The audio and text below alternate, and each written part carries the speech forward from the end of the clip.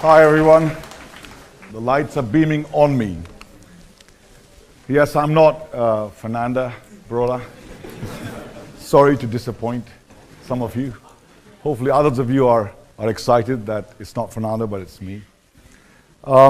Before I begin my talk, let me just say that the reason I'm here is because I was emailed only about a couple of hours ago. I was coming back from London by James to say, this has happened, and Fernanda wasn't too well. Could I step in? So before I begin my talk, just a few remarks to speak to that. The reason I accepted is because I'm a huge fan of the summit. I have been a huge fan of this summit for many, many years, both personally and in my capacity as head of the economics department, and in the latter capacity trying to support successive summits as much as the department can. So that's the one reason I decided to come in. By the way, you might be wondering, why am I a fan of the summit? And I was thinking to myself over the years, in fact, why? I think it's becoming more and more, and it will become one day, the Glastonbury of economics. But without the mud, obviously. And the reason for that, if you think about Glastonbury, for those of you being there, it's exciting. The summit is exciting, really exciting. It's inspiring. Even though sometimes people don't know what they're talking about or say wrong things, like the speaker who spoke before me about economics. But that's fine. At Glastonbury, you also have some gigs which are just useless. Second reason why it's exciting like Glastonbury is what you're going to experience tonight. A huge amount of fun. So inspiration, excitement, and fun. That's what Glastonbury is with the mud. This is Glastonbury of economics and social sciences, but without the mud. So that's the reason I'm here. I wanted to support Maria and James. Let me take that opportunity, if I may now, to say a big thank you to Maria and James for leading a huge and fantastic team to make this a success that I know it is, having heard the feedback of what's been happening. So big thank you to Maria and James and the whole team.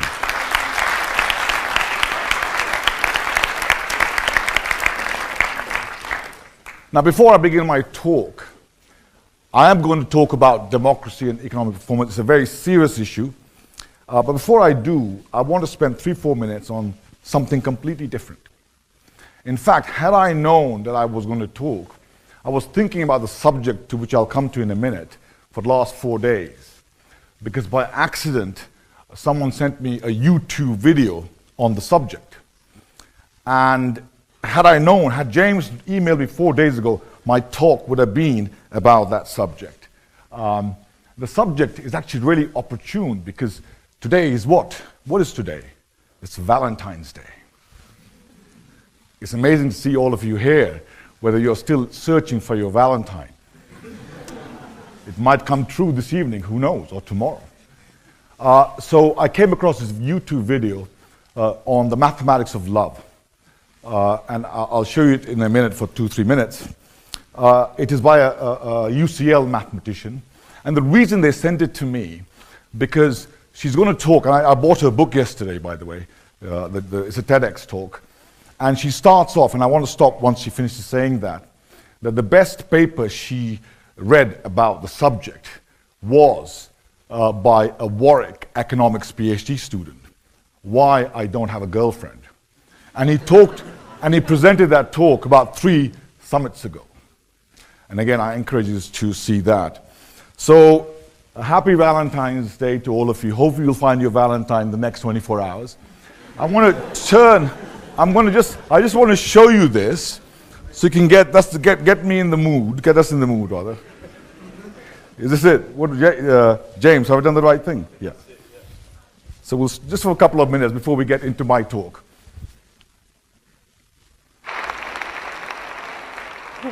Thank you very much. So yes, I'm Hannah Fry. I am a mathematician, and today I want to talk to you about the mathematics of love. Now, I think that we can all agree that mathematicians are famously excellent at finding love. But it's not just because of our dashing personalities, superior conversational skills, and excellent pencil cases. It's also because we've actually done work in the maths of how to find the perfect partner. Now, in my favourite paper on the subject, which is entitled Why I Don't Have a Girlfriend, Peter Backus tries to rate his chances of finding love. Now, Peter's not a very greedy man. Of all of the available women in the UK, all... Okay. Yeah, you want to see her instead, don't you?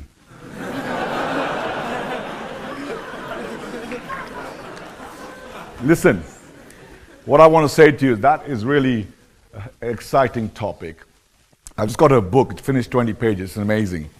And the topic, what I wanted to do is, I was going to steal some of her ideas, some of Peter's ideas, but I was going to tell you about my own ideas. So maybe next summit I'll present the mathematics and economics of love. Okay, let me now kick off. What I want to do in the remaining time I have is I want to spend 20 minutes or so, 25 minutes or so, talking about the subject I want to talk about, and then allow 10 minutes, maybe 50 minutes of Q&A, and engage with you through that mechanism, okay? The subject is indeed about democracy, and if you want to, I don't have answers. I don't have answers. I don't know how to solve these problems. I'm going to lay down some questions for you. Questions that you're familiar with, but I'm going to present them in a particular way. And I'm going to try to invite you to think about these issues, worrying about certain kind of points that you need to worry about. And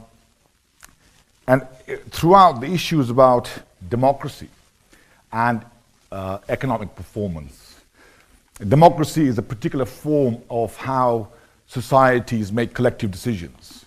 And of course, one of the reasons for making those collective decisions is so that we are materially well off, so that we are happy. And one of a burning issue of the day right now is not just the economic crisis. That's getting boring and having goes at economics. It's all a passé. We should be thinking positively about how do we address issues. And at the moment, right across the world, and even in the UK, there's an issue about what's the right form of political governance. By right form is the form that will create growth, that will create prosperity, that will reduce inequality. And that's the theme I want to talk about. As I said, I don't know what the answer is. I'm going to lay down some facts. So let me just actually convey some of my points, first of all, by telling you about certain facts between India and China. Okay, let me begin by that. So India is a democracy, China is a non-democracy. Notice that I carefully say non-democracy because it's not clear how you describe China's system of governance or how they make decisions. Now look at the contrast. India's growth rate is around 5%, China's growth rate is around 10%. Chinese economy dominates the world. This is a footnote, I haven't put it here.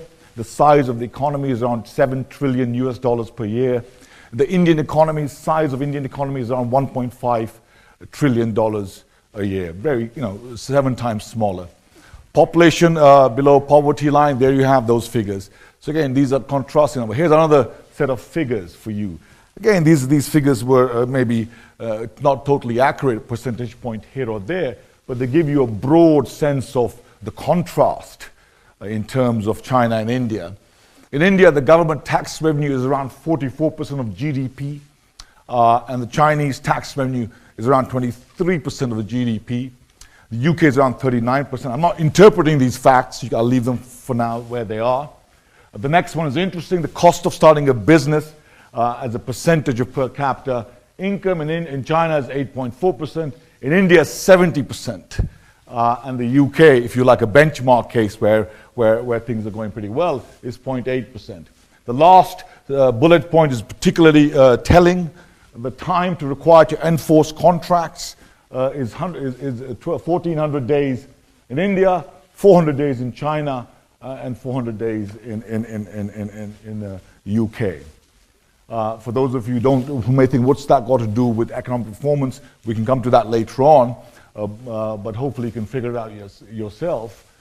So the big question in the context of India is, would India's economic performance significantly improve and perhaps mirror that of China's were India to become a non-democracy? So I'll leave that hanging there.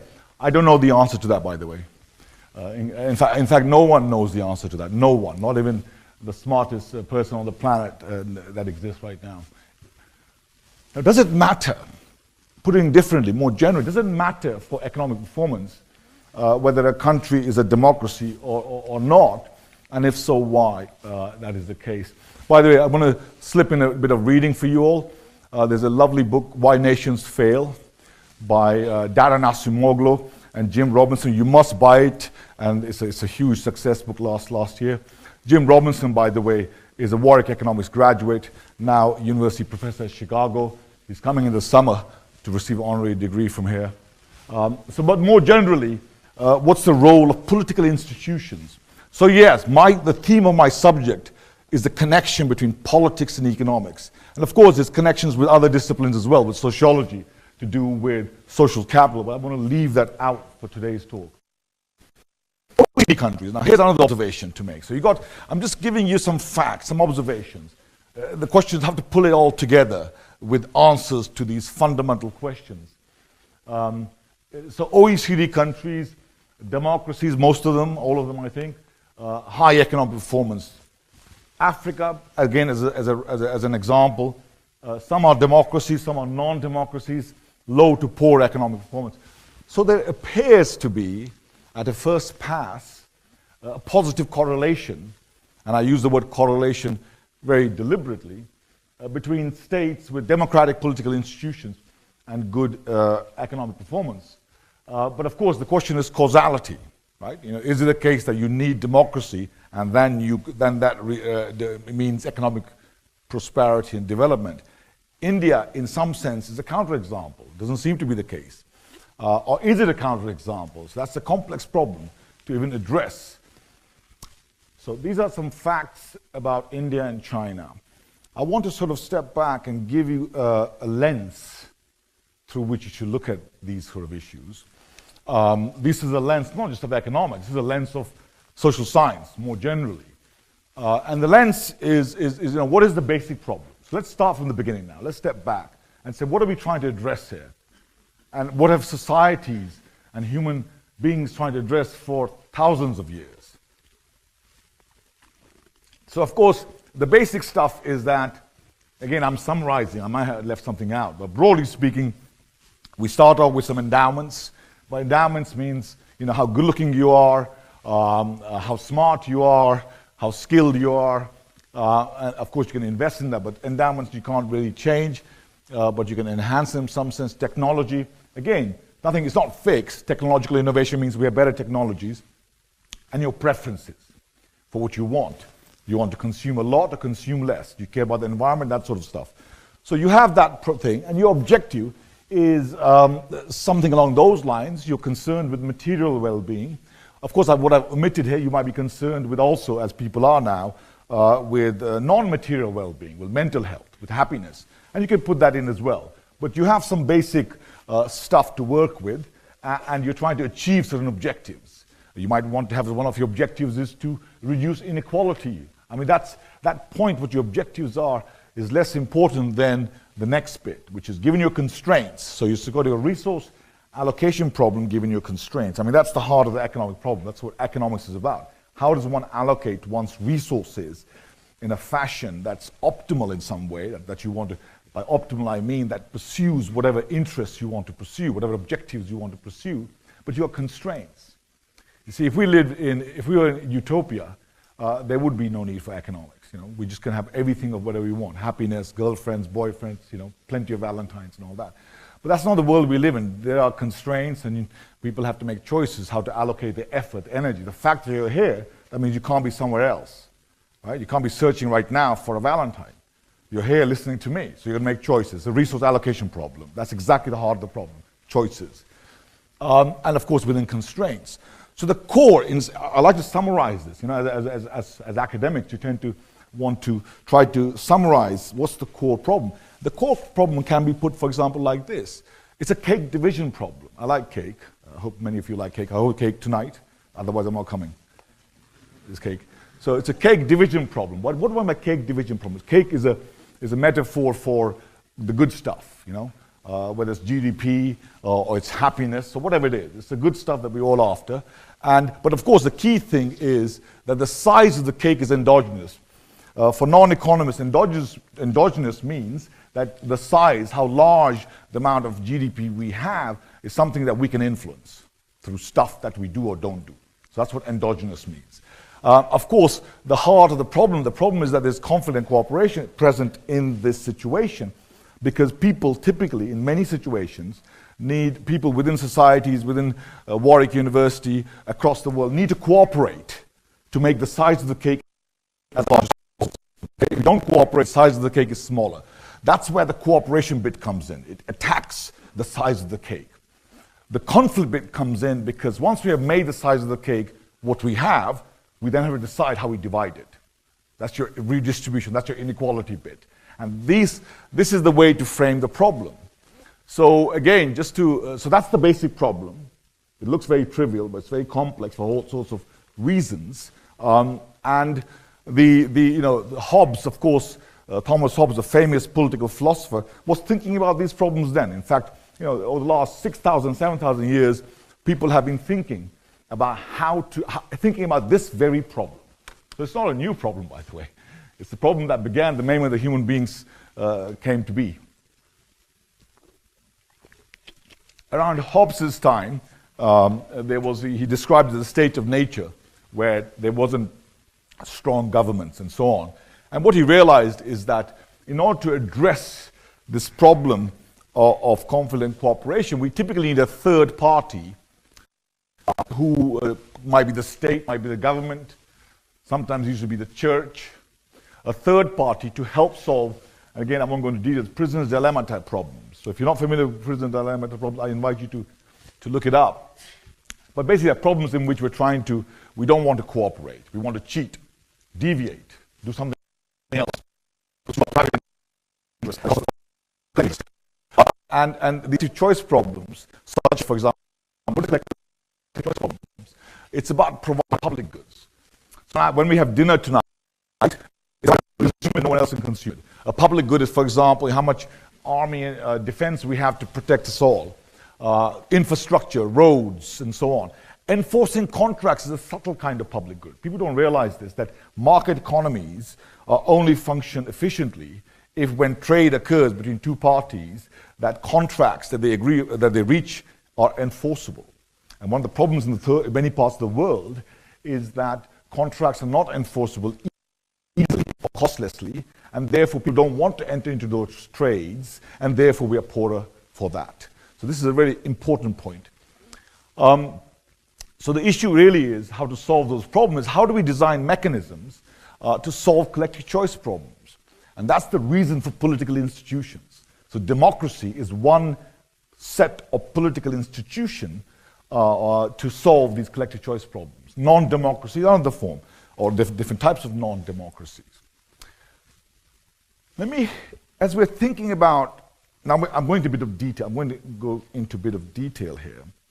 When we're thinking about the choice of political system we want to address these economic problems and hence solve collective choice problems, what you face, what economists use this language, but this I've written down in plain English what these things are very typical. You don't have to be a social scientist to understand this. You can be a mathematician like Hannah Fry talking about love to understand what this is. The first problem is a moral hazard problem, but it's nice to have a taxonomy of the kind of problems that we face. So the problem we have as citizens of a country, of the world, is that once we elect or appoint individuals to represent us and make these choices, these collective choices for us on our behalf, the problem is, the moral hazard problem is that they end up engaging in quote-unquote, I call it corrupt activities, or they don't exert sufficient effort, or more generally, they don't serve the public interest, even if they're good types. That's the interesting point. So moral hazard is the problem that as citizens, voters, we face, that, take Ed Miliband. Many of you here might think he's a really nice guy. He's an honest guy.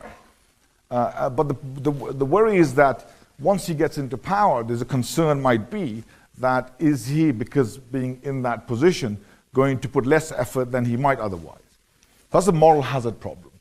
A different type of problem is an adverse selection problem, where you basically, you don't know, you might end up appointing someone who's a bad type, who's not good to do what you would want them to do in public office. And by the way, this language of moral hazard and adverse selection applies in many other walks of life. You know, obviously, this language, by the way, as a footnote, came out of insurance market. In insurance, this is a footnote for those of you coming across these terminologies for the first time. When you get your first car, you'll have to take car insurance out, and the insurance company is worried about two things. It's worried about moral hazard. It's worried about adverse selection. But adverse selection in that context is worried about whether you're a good driver or a bad driver. Are you a good driver? Can you drive at all, by the way? I forget you. Can you drive? Are you a good driver or bad driver? Bad driver. So they don't know. What's your name? I know you, by the way. Chloe. Chloe, yeah. Chloe, they don't know whether the insurance company doesn't know Chloe's type. They don't know whether Chloe is a bad type, bad driver, or a good driver. Okay, so they face an adverse selection problem vis-a-vis Chloe. Who else can drive here? What's your name? You don't drive. You drive? Yeah. What's your name? Marina. Let's say Marina's a good driver. Let's just assume that. You are, right? Yeah, so the insurance company knows Marina is a good driver. That's not an issue. Adverse selection is not an issue for them. However, they're worried about moral hazard. They're worried about when they cover her, when they give her full insurance, she'll go with that full insurance. She's a good driver, but she just feels like, slamming on the accelerator. And therefore, she increases the probability of accident, and hence increases the probability she'll make a claim. That's the moral hazard problem. And that's these are the same kind of problems we face, as I said, in many walks of life, and in particular, when we're deciding to elect or not elect a particular politician. And this matters, because if we go back to the heart of the problem, the size of the cake, and so on and so forth, we want good types who won't be subject to moral hazard problems to make good decisions, so the size of the cake is as big as it can be, and make the right decisions. So as I said, the presence of moral hazard and adverse selection implies potentially poor collective choices, and then potentially poor economic performance. One of the things that economists have realized more and more in the last 30 years, the importance of political institutions, the importance of culture, the importance of institutions like trust in economic performance. Of course, this hasn't reached the people out there. The people out there, and maybe even the students here, don't realize that, we don't teach it enough, that it's not just about markets. Markets don't function automatically. You're not in the Adam Smith world at all, far from it. We know that. And therefore, you need to worry about these other things. And as I said to you, a lot of people in the world of finance and hedge funds have no clue about these things. Okay, so let me go back to, now the question is, okay, you got this moral hazard and adverse selection problem when you're electing these politicians. What's the solution? So the solution that people think, that scholars think, that you go back to the American founding fathers, who set up the American Constitution, which is at the moment the best. If you read the Federalist Papers by Madison, absolutely amazing. 250 years ago, these guys dreamt up of a system of government in the United States with all these checks and balances. And therefore their answer was, look, the second best, which means it's not the ideal solution, the second best problem to that is to have regular competitive elections. And it has worked well. It has served many parts of the world well. But it's coming to question whether this is the right thing going forward. And that's what we don't know. Or what form of democracy. By the way, there's a guy called Michael Sandel, S-A-N-D-E-L. Google him. As an economist, I listen to him. He's a fantastic guy. He's a political philosopher at Harvard. And if you Google Michael Sandel, white democracy, right now, today, on BBC, today, meaning not literally today, but nowadays, he's talking about white democracy. This is the heart of the problem. Not finance, not markets. We understand markets pretty well. As economists, we understand markets. We've been studying markets for the last 50 years. We know exactly what works. We don't know how to create right conditions where people can trust each other, and so on and so forth, because we know we need that for markets to be more effective. So, I'm going to go two more slides. So basically, there is a view. What is the view? What are the good things about democracy? So if you have regular competitive elections, then typically, again, this is people in political science will know this stuff. The view is that if you have democracy, it's the median voter that's in control, more or less. I mean, this is okay. While if you're a non-democracy, typically it's some elite class which is in control. These are broad brushes I'm drawing right now. Okay, and of course, what we have studied, what we know, again, by and large, we know that therefore, because if the median voter controls, there'll be larger governments, and again, the evidence bears that out to some extent, and there'll be more redistribution from the rich to the poor, again, in a relative sense. But the problem is that if you have large governments, if you have more redistribution, it affects productive incentives. So the incentives for enterprise, for firms, to be more productive, to put more effort, more investment. And that's exactly the debate, the tension happening out there that private sector will tell you about. And so how does one address that? So as I come to I went fast because I do want to hear lots of questions from you. And I want to see who's going to ask hard questions about love as well. You can ask me a question about love because I have some thoughts about that. So there's coming back to the central theme that I'm trying to do here. So my theme is not to understand what's democracy per se. That I can do later on when I retire.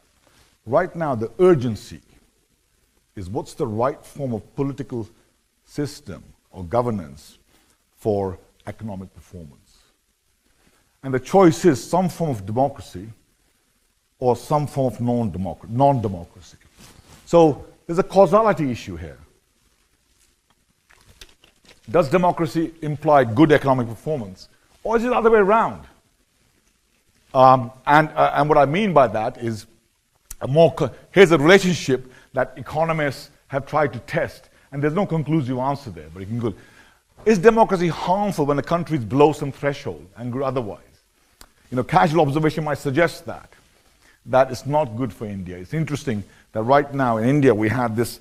India had in last year this government which has a super majority, this Modi government. I don't know how many of you take an interest. You should, because India is one of the future places to be. By the way, if you want, that's a different story. I'll tell you about that later on. But and you had the India had a lot of hopes with this new government a year ago. That hopes on what? Hopes on economic performance, hopes on investment in infrastructure. It's not coming to be. And interestingly, India's a democracy. Only last week, or was it the week before, it was early this week, that another party defeated this government in the Delhi elections. And again, it shows that democracy is a complex being. It's not easy to do stuff. It's interesting, Amartya Sen, one of the top Indian economists, he basically has this book called The Argumentative Indian. It's a nice book to read. Why? One of his central messages, at least a funny message, is that if you put with due respect to both Indians, that's me including, and Chinese, he has a note somewhere in that book where he talks about if you put a collection of Chinese in one room, they won't talk too much with each other, they'll get on with it. If you put a collection of Indians together, they just chit-chat and argue and fight. Nothing will happen, no action, no decisions will be made. And he's trying to capture through that metaphor about democracy. I mean, this is real, by the way. Go to Indian Parliament, look at it on the YouTube. All they're doing is worse than the House of Commons here, by the way. Nothing gets passed. While in China, they get things done. And therefore, there's an issue about that. Again, I'm not trying to suggest, therefore, the Chinese system is better. In fact, I have my own views on this. Won't go to here.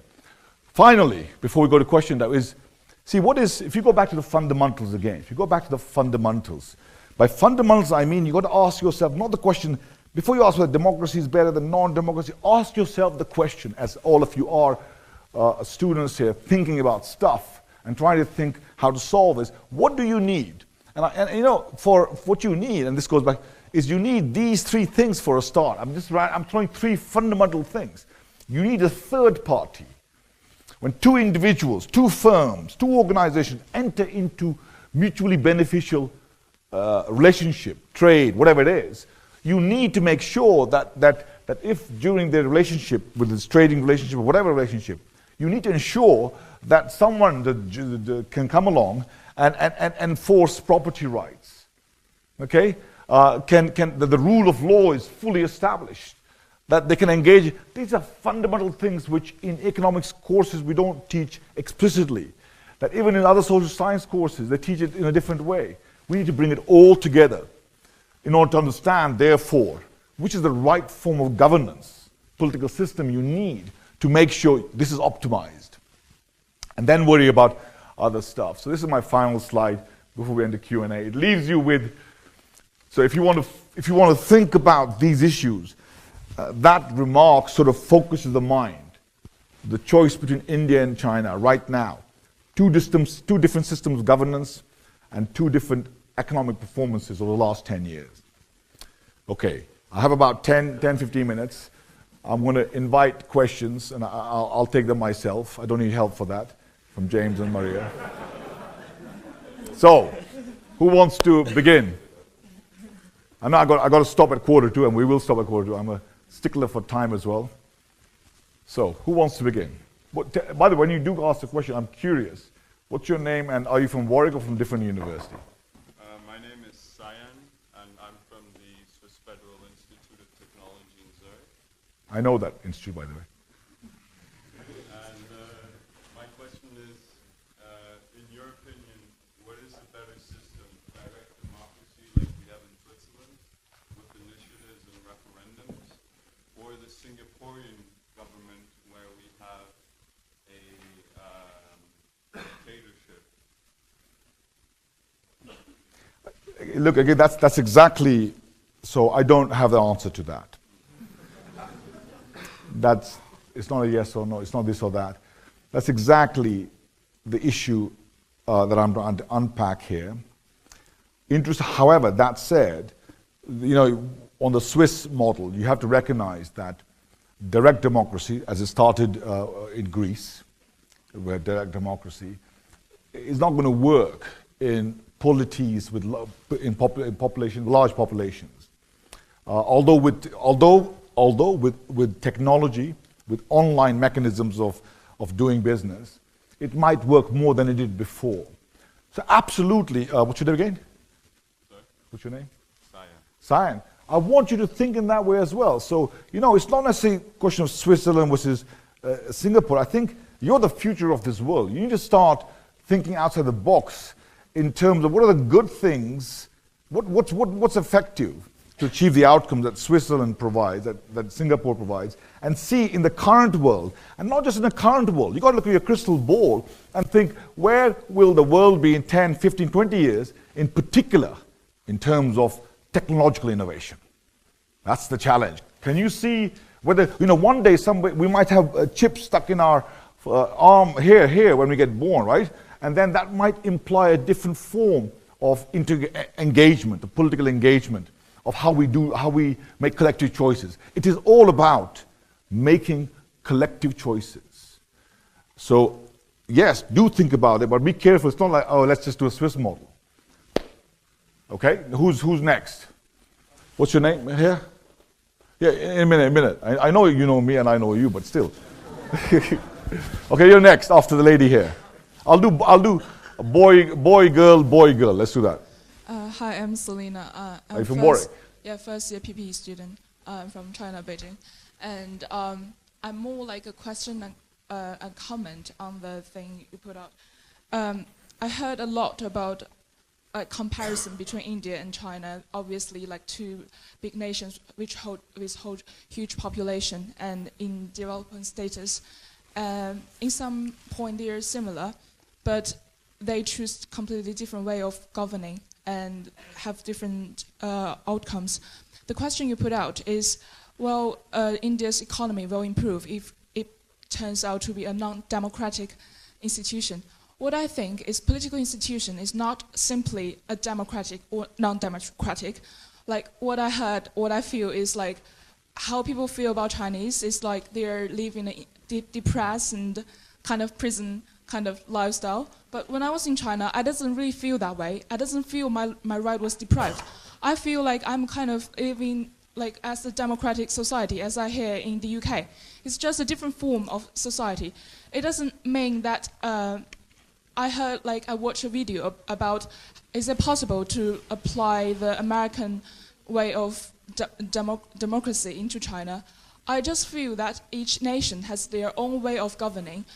You can't just simply imply one way of doing things into another nation without regarding to its history and its culture and things. Because social is like, socially constructed society, it depends on people itself, and how people behave turns into how the political institution is governed. So that's what I think about this stuff. No, it's a very, very good points you're making. By the way, I hope in my talks, I didn't say anything that contradicted what you're just saying.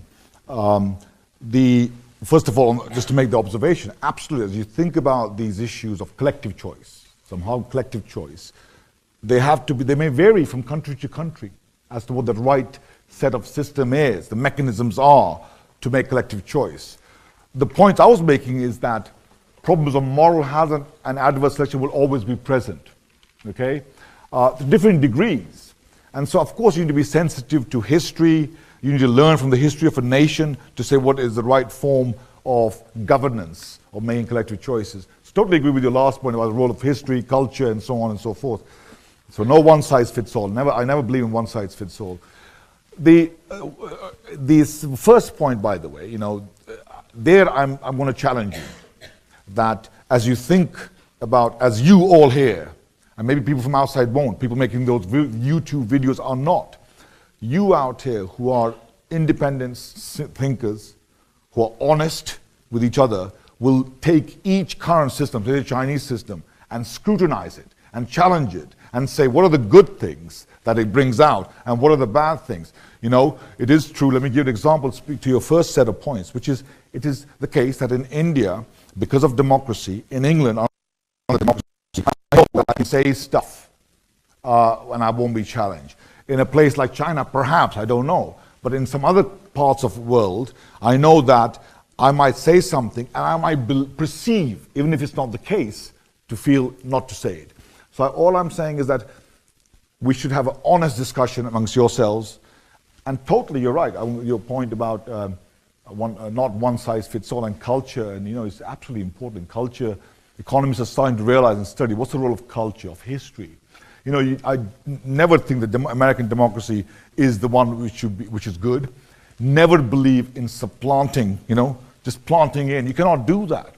You know, one of the things that people are not realizing who are trying to help, you know, Africa and so on, that you can't just take institutions which evolved in England for 1,000 years and just plant them in India and expect them to grow in 10 years and off it goes. You know, trust, building social capital takes time. Absolutely. Okay, it's your turn. Say who you are, and are you a Warwick student? Well, I'm Ali and I am your student. I was your student in the last term.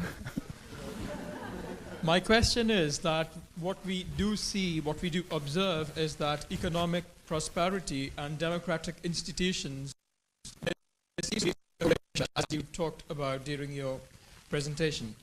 But my question is, what is the causation? I mean, if you take the example of India's neighbors, that is Bangladesh and Pakistan, whenever they have a bad economic situation, the democratic governments get dismissed. So, does democracy result from economic prosperity, or does economic prosperity lead to democracy? So you answer that in your MSc dissertation, okay? But you're right, that's exactly what I'm saying. I don't know. As I said, there are papers out there. If you Google this, there are lots of readings to be done there. None of them are robust.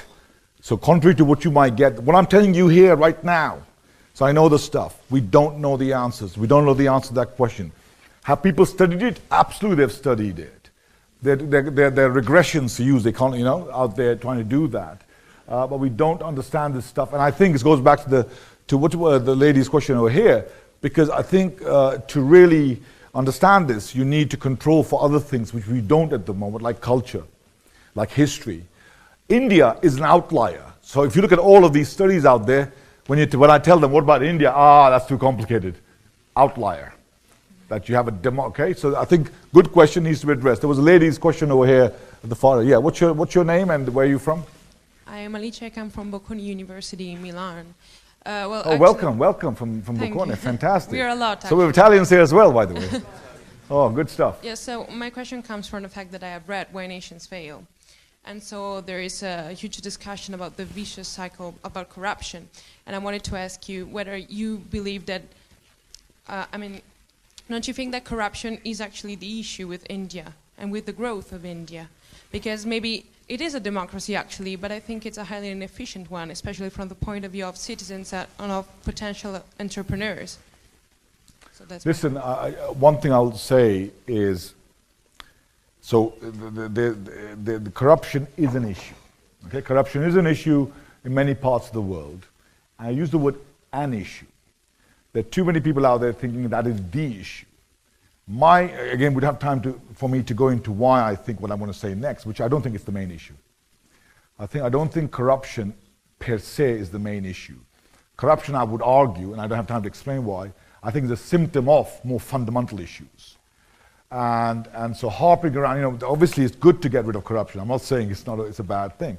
I'm saying that, imagine, do the counterfactual. Again, economists love doing counterfactual. Do the counterfactual whereby in India, overnight, no one is corrupt. There's no hand. Do you think suddenly we're going to have a 10% growth rate? I doubt it. Do you think suddenly we'll have roads built? I doubt it. There are more fundamental questions. What I don't know, what we economists and so don't understand is, what are the three first order things? Is it culture? Is it corruption? What is it that makes it, that are decisive, that capture 70% of the explanation for what makes societies to live in peace, to prosper, to cooperate? We don't know the answer. But corruption is one issue there. Okay, we've got time for another 5-6 minutes. What's your name? And you're on the microphone. Yeah, just come. I can hear, but everyone else wants to hear you. They all want to hear you.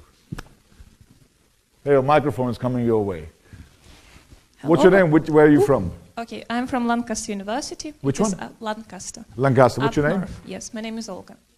And the question I want to ask, whether you really can compare China and India in the context of political systems, because I would say, maybe it's controversial and I know it's not contributed all towards this, but the development in China might be attributed to human rights abuses, one-child policy. I said partly, no everything. So partly to the one-child policy that restricts population growth, environmental exploitation, all these things. So does it really political system? It's not really. So whether we can compare and attribute these differences to the political aspect. No, but Olga, that's precisely what I'm saying. I didn't give any answers. I said, given our constraints, given our preferences, that comes to your point, we have a problem of how to make collective choices.